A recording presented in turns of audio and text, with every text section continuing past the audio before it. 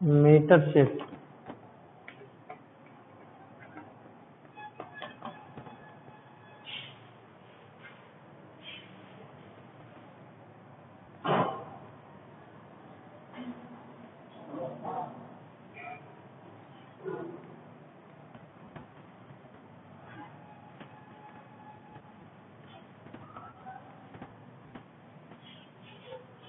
ध्यान देंगे, ये बताया जा रहा था, इसके पहले हम बता रहे थे व्हीटस्टोन सेतु का सिद्धांत, जिसमें बताया गया था वैज्ञानिक व्हीटस्टोन के अनुसार 4 प्रतिरोध तारों को लेकर एक समांतर चतुर्भुज बनाया जाए और उस समांतर चतुर्भुज के विकर्ण में कोई धारा न हो तो वह सेतु संतुलन की स्थिति में कहा जाता है।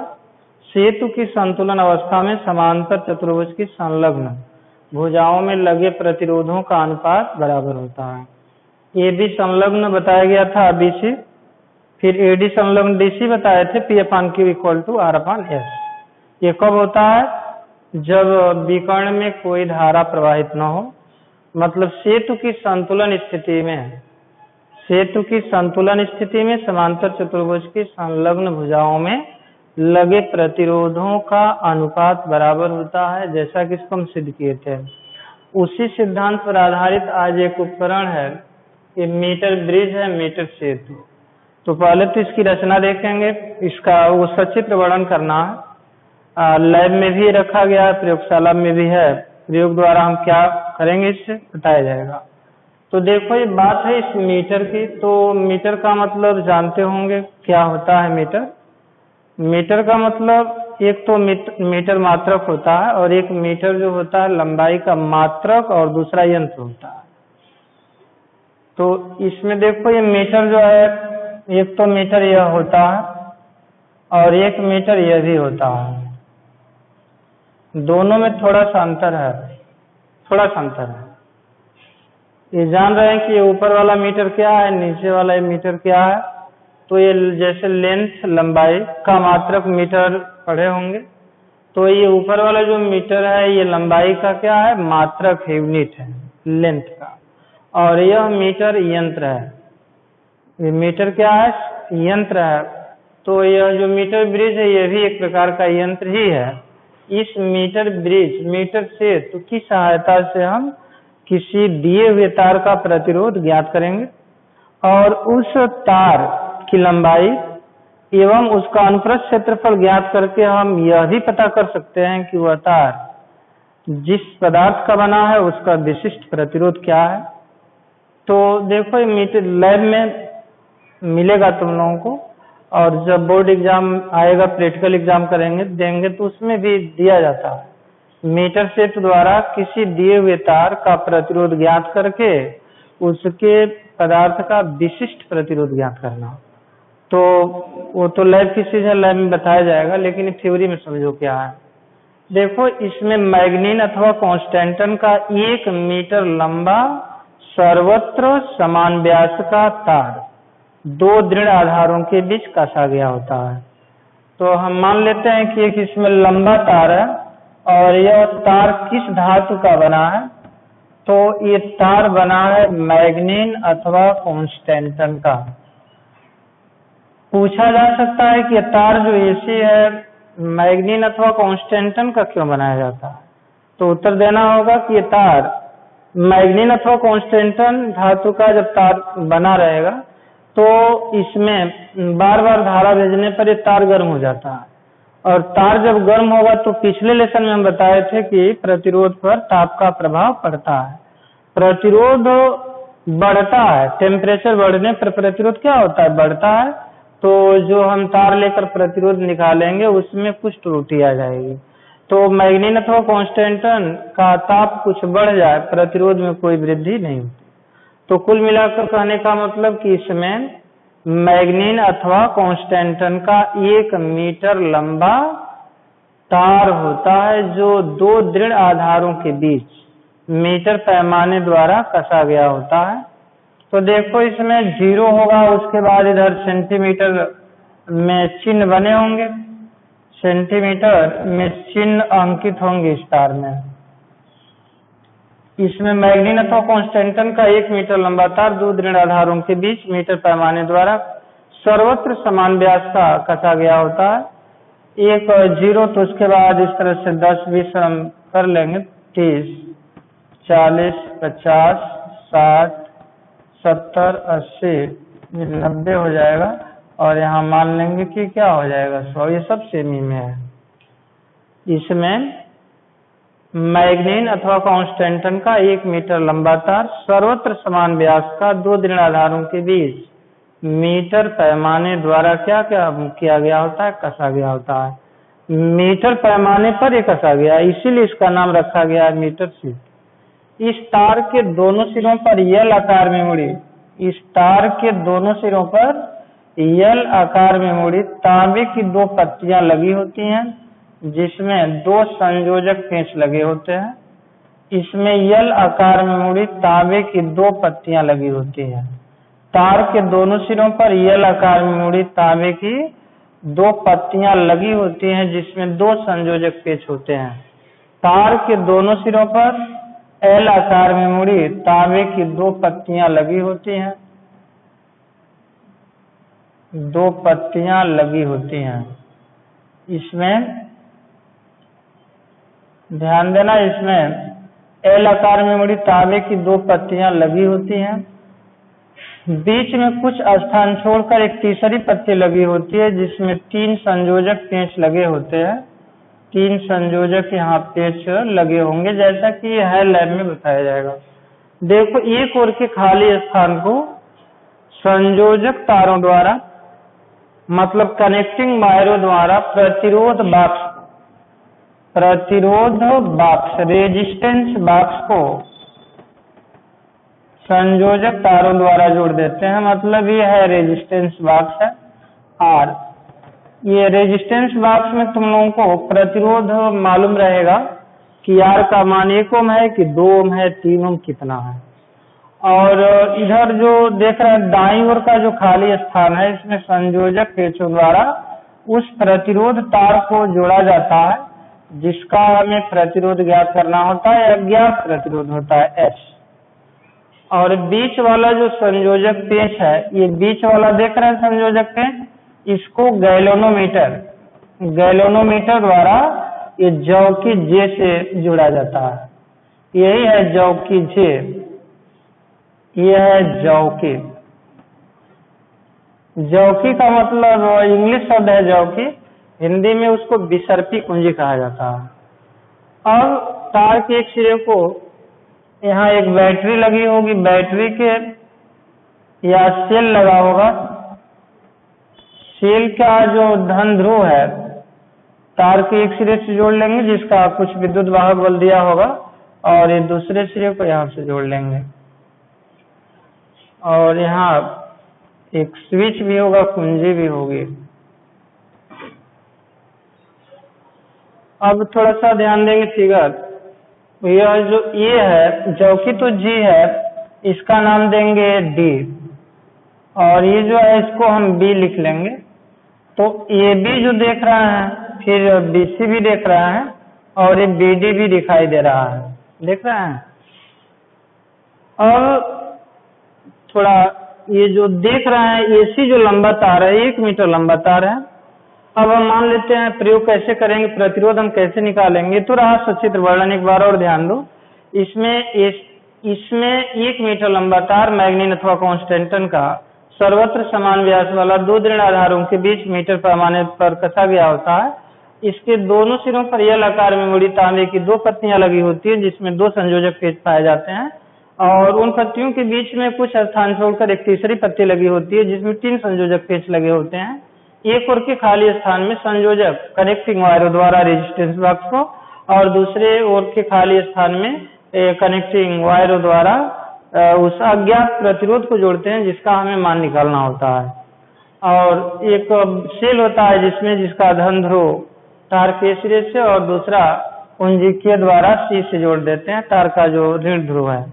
अब इसमें देखो प्रतिरोध हम कैसे ज्ञात करेंगे, थोड़ा ध्यान देना है। अभी बताओ ए बी क्या है, तो एक तार है ए बी, तो ए बी एक तार है, तो इसका प्रतिरोध कुछ अवश्य होगा।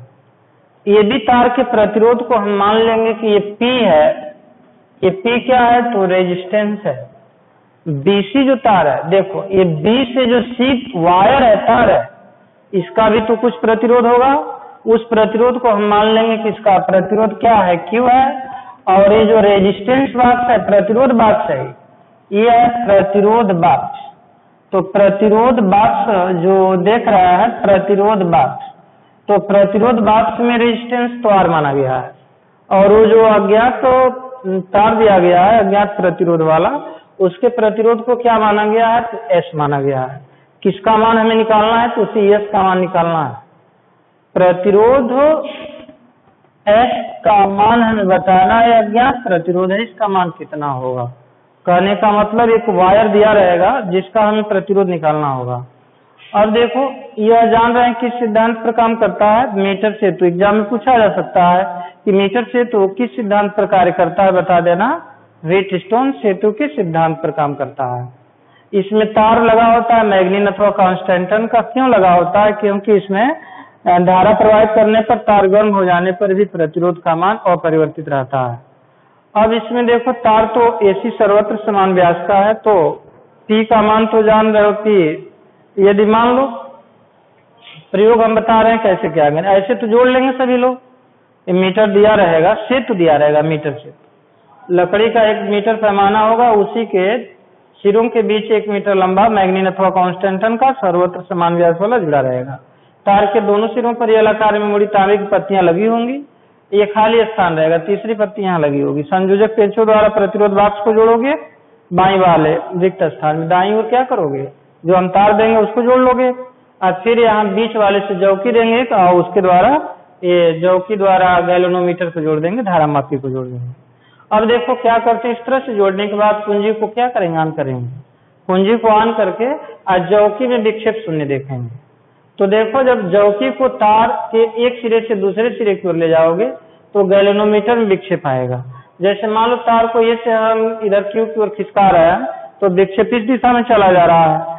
अब फिर इधर B पर ला रहे हैं तो इधर चला जा रहा है। मतलब इन दोनों स्थितियों के बीच में एक स्थिति अवश्य आएगी जहाँ की उसमें विक्षेप क्या होगा, शून्य होगा। तो शून्य विक्षेप की स्थिति में ही व्हीटस्टोन सेतु का सिद्धांत लगता है। शून्य विक्षेप की स्थिति में सेतु की संतुलन अवस्था आ जाती है, और सेतु की संतुलन अवस्था का मतलब विकर्ण में कोई धारा न हो। विकर्ण में जब कोई धारा न हो, सेतु संतुलन की स्थिति में, और वहीं व्हीटस्टोन सेतु का सिद्धांत कार्य करता है। अब देखो, इसमें जैसा कि बता रहे हैं, AB क्या है, एक तार है, किसका है, तो मैग्नीन अथवा कांस्टेंटन का है।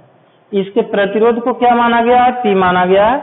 यदि मान लें शून्य विक्षेप, ये गैल्वेनोमीटर में शून्य विक्षेप यहाँ रहा है, तो जो तार AB है उसकी लंबाई भी तो कुछ होगी, यहाँ से लंबाई कितनी होगी, तो लंबाई को हम यदि L मान लें, L का मान कुछ भी हो सकता है, यहाँ 25 हो सकता है, 25 कुछ भी हो सकता है। और प्रतिरोध बॉक्स से तो एक प्रतिरोध R निकाल लेंगे। प्रतिरोध बॉक्स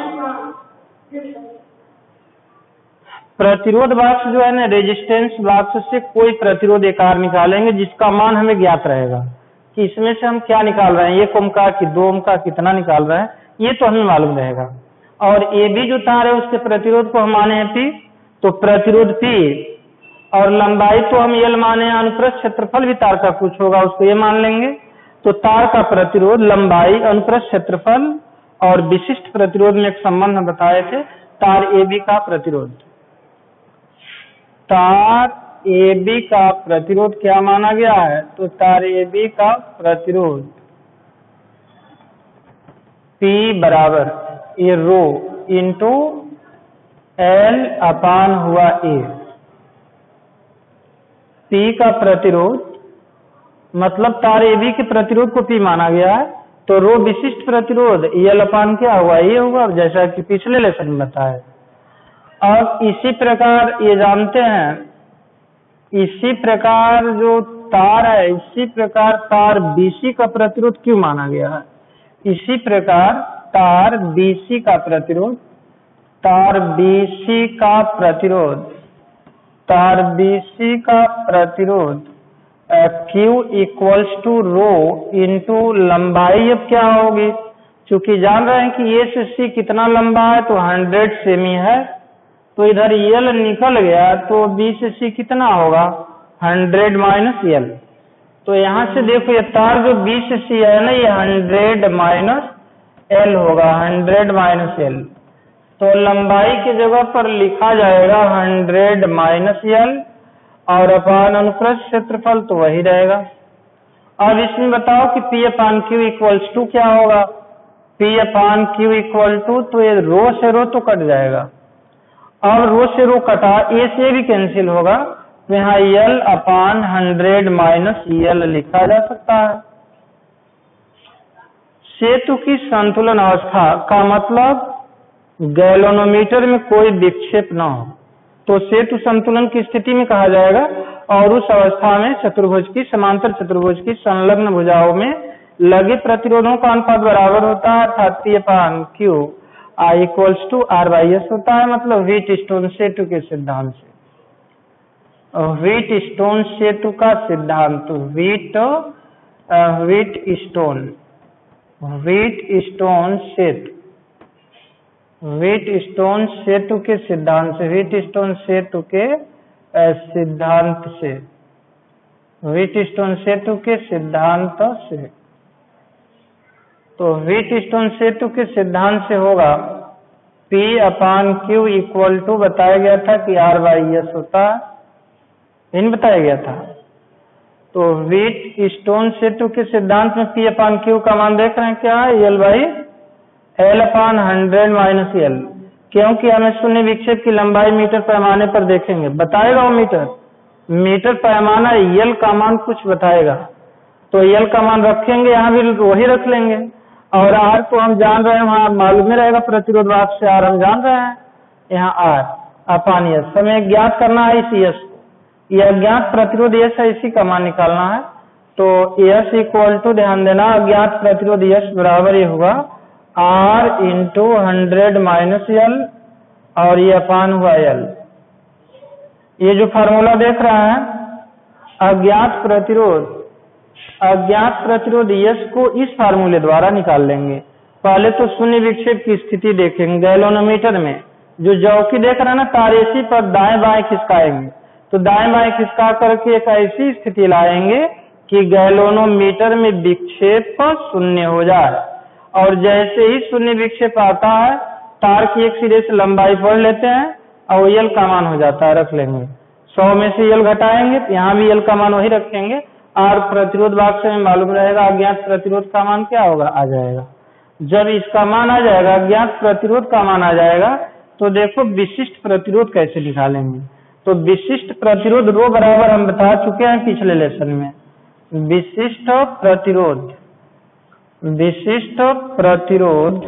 ये रो इक्वल टू होता है R का मतलब यस, और इंटू ये अपान होता है L। अब बताओ, A का मान तो हम जान रहे हैं, निकाल लेंगे। तो इसका मान कैसे निकालेंगे, पाई R स्क्वायर से निकालेंगे। रो इक्वल टू, ध्यान देंगे, यहाँ S into pi R square upon L।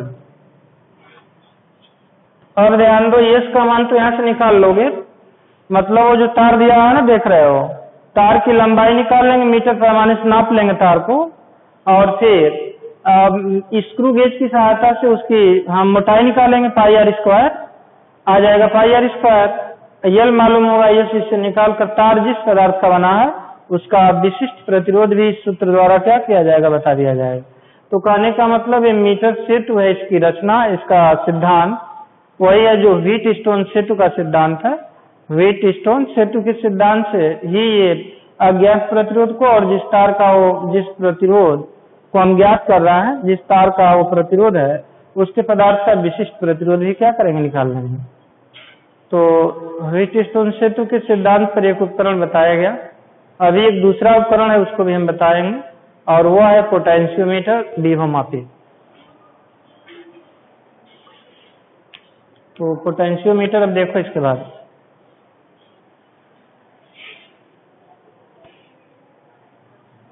बाद वो भी प्रैक्टिकल की चीज, बोर्ड एग्जाम के लिए भी इम्पोर्टेंट, व्हीटस्टोन सेतु के सिद्धांत पर ही आधारित उपकरण है।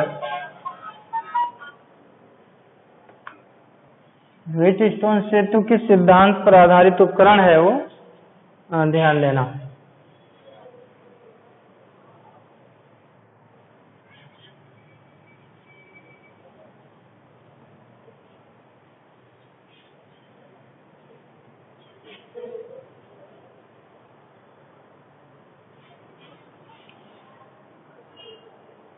विभव मापी।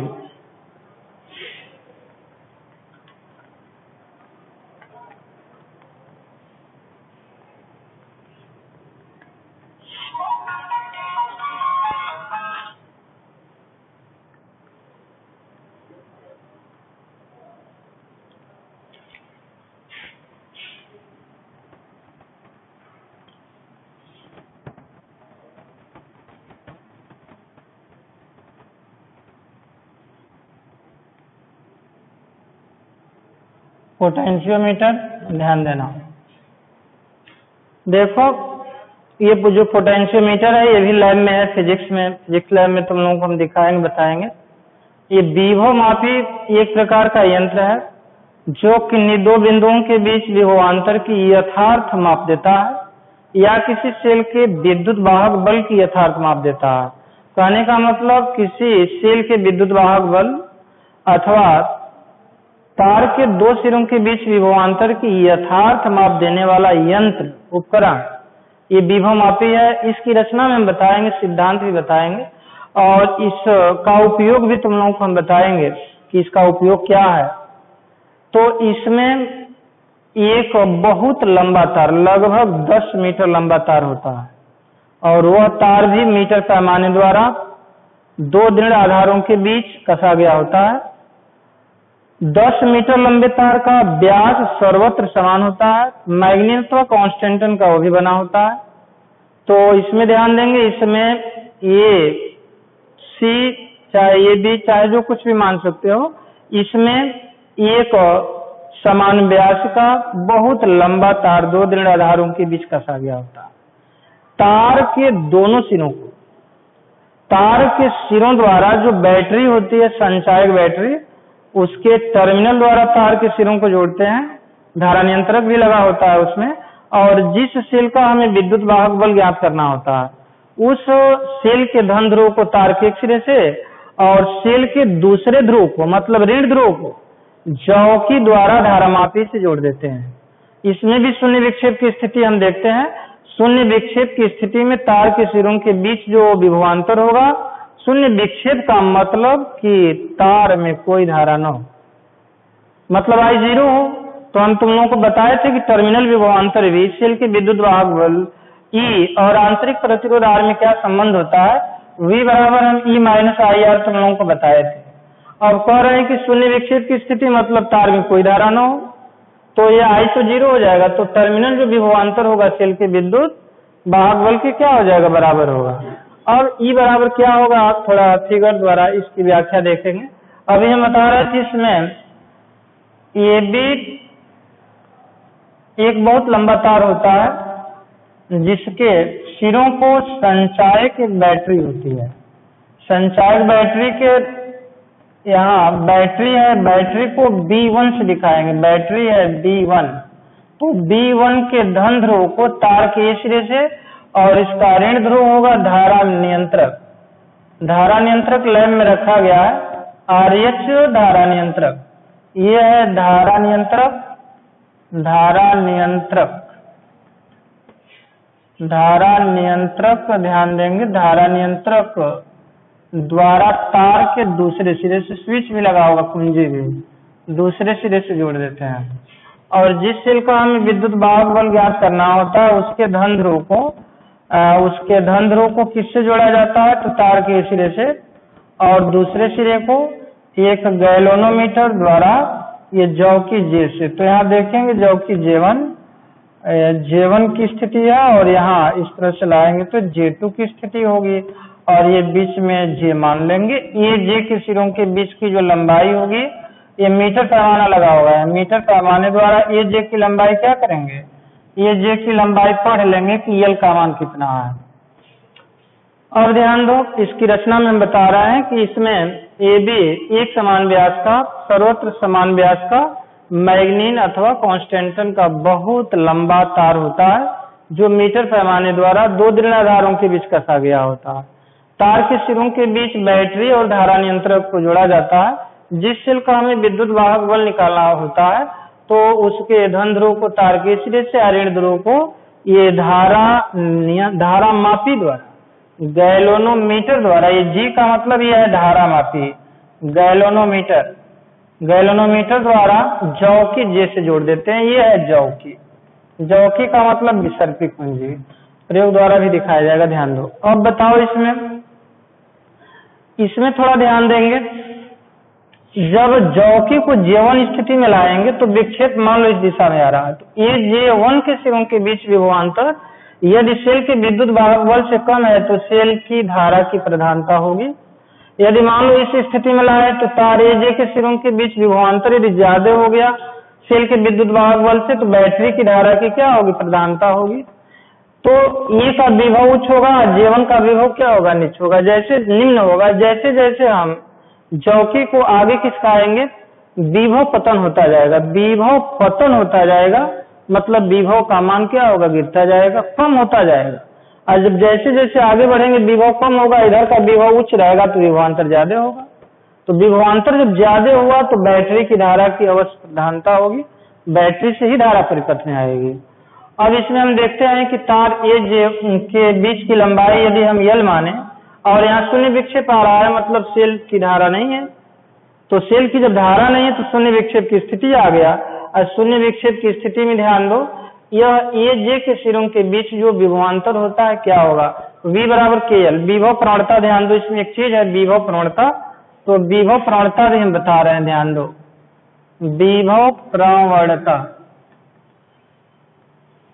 Potential gradient. तो विभव प्रवणता को तो K से दिखाया जाता है, K बराबर V/L। कहने का मतलब ध्यान दो, एकांक लंबाई में जो विभव पतन होता है, तार की एकांक लंबाई में विभव पतन को विभव प्रवणता कहते हैं और विभव प्रवणता को K से दिखाया जाता है, K बराबर V/L। तो V बराबर क्या हो जाएगा, K/L, जहाँ K क्या है, जहाँ K है विभव प्रवणता,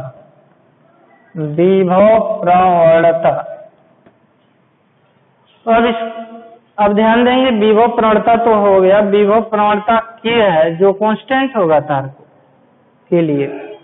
और शून्य विक्षेप की स्थिति में ध्यान देंगे, शून्य विक्षेप की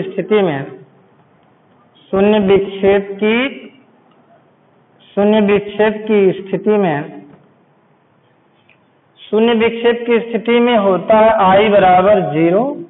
तो सेल का जो विद्युत वाहक बल है E वह क्या होगा, तो ये जान रहे हैं कि V बराबर होता है E-IR।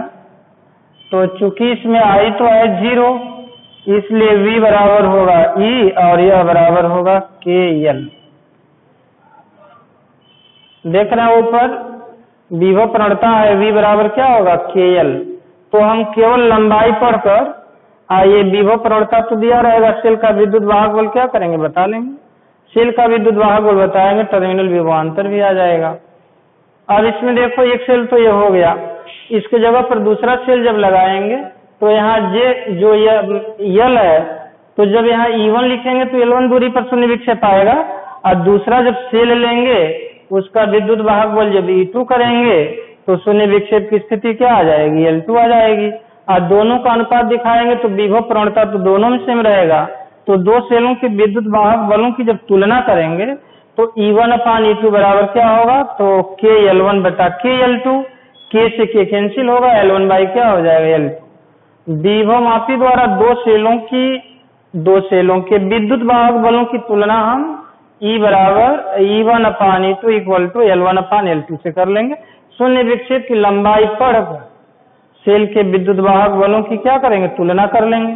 एक बात है आंतरिक प्रतिरोध, ये विभव मापी द्वारा सेल का आंतरिक प्रतिरोध भी प्रयोगशाला में ज्ञात होगा। तो तुम लोगों को हम बताए थे सेल का आंतरिक प्रतिरोध फार्मूला क्या बताए थे, small r equal to capital R in bracket E/V-1 तुम लोगों को हम बताए थे कि नहीं बताए थे, इस के पिछले लेसन में बताया गया था, नहीं इसी लेसन में बताया गया था। ई का मान देखो तो ई का मान तो हम निकाल लेंगे KL1 हो जाएगा, और टर्मिनल विभवांतर तो L2 होगा। KL2 K से K कट जाएगा, L1/L2 -1 कर लेंगे, L1 L2 मीटर पैमाने पढ़ लेंगे। और इसमें प्रतिरोध बाक्स एक लगा रहेगा, प्रतिरोध बाक्स से निकाला गया रेजिस्टेंस हमें मालूम रहेगा। तो जिस सेल का हमें प्रतिरोध देखना है उसका मान इस सूत्र द्वारा क्या होगा जाएगा, मतलब small r equals to capital R in bracket L1/L2 -1। तो L1 शून्य विक्षेप की स्थिति में देख लेंगे, L2 भी शून्य विक्षेप की स्थिति में देखेंगे। टर्मिनल विभवांतर V की जगह पर तो देखो सेल का विद्युत वाहक बल और विभवांतर जब भिन्न भिन्न होगा तो लंबाई भी शून्य विक्षेप की अलग अलग आएगी, अलग अलग आएगी। तो लंबाई हम L1 L2 पढ़ लेंगे, मीटर पैमाने पर मान रख लेंगे। प्रतिरोध बाक्स से निकाला गया प्रतिरोध क्या होगा हमें मालूम रहेगा, तुरंत उसके द्वारा बता देंगे। तो देखो इसमें विभवमापी पोटेंशियोमीटर में तुम लोगों को बताया गया इसका सिद्धांत, उसकी रचना हम बताए, उसका काम क्या है ये भी बताया गया, इसका प्रयोग भी है, विभवमापी का प्रैक्टिकल भी है। चाहेंगे तो हम बताएंगे भी कि विभवमापी द्वारा हम कैसे एक सेल का आंतरिक प्रतिरोध निकालेंगे, कैसे दो सेलों के विद्युत वाहक बलों की तुलना करेंगे। तो ध्यान देंगे तुम लोगों के एग्जाम में विभवमापी वाला जब प्रैक्टिकल आएगा तो उसमें दो चीज पूछेगा, दो सेल दे देगा, कहेगा कि सेलों के विद्युत वाहक बलों की तुलना कीजिए, अथवा किसी एक सेल को देकर क्या करे कहेगा विभवमापी द्वारा दिए गए सेल का आंतरिक प्रतिरोध ज्ञात कीजिए। दो प्रैक्टिकल, और इसके पहले जो हम बताए हैं मीटर से तो उस पर भी दो प्रैक्टिकल। एक तो जो तार देंगे उसका प्रतिरोध, आप प्रतिरोध ज्ञात करके पूछ सकता है कि उसका विशिष्ट प्रतिरोध भी निकालिए। इस तरह से आज ये लेसन समाप्त हो जाता है और हमारे समझ से पूरा इलेक्ट्रिक ही समाप्त हो जाता है।